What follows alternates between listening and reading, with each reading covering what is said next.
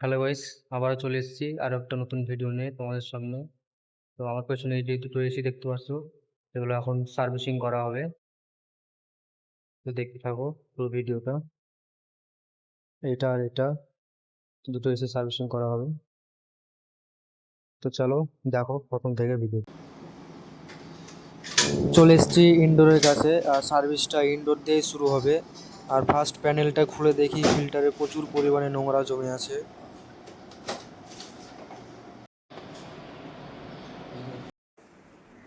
এক এক করে ইনডোরের কভার ক্যাবিনেটগুলো খোলা হচ্ছে এখন। খোলার পরে দেখাবো কয়েলে কীরকম নোংরা হয়েছে।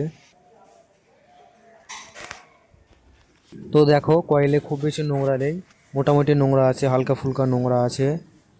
তো চলো এটা এখন সার্ভিস করা যাক।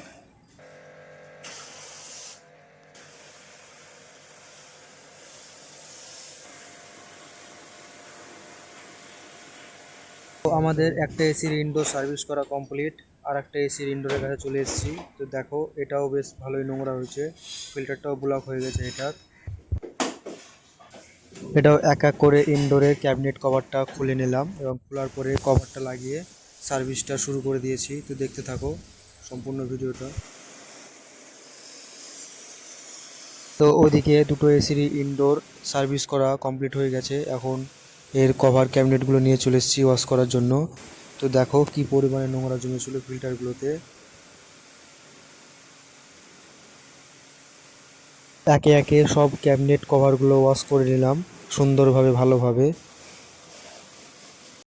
ওইদিকে আমাদের ক্যাবিনেট কভারগুলো সব ওয়াশ করা কমপ্লিট হয়ে গেছে, এখন এগুলো ফিটিংসের পালা। তো আমাদের ওয়াশ টাশ করা সব কমপ্লিট হয়ে গেছে, এখন ক্যাবিনেট কভারগুলো ফিটিংস করা হচ্ছে। যেটা যেরকম ছিল সেটা সেইভাবে ভালোভাবে ফিটিংস করা হচ্ছে।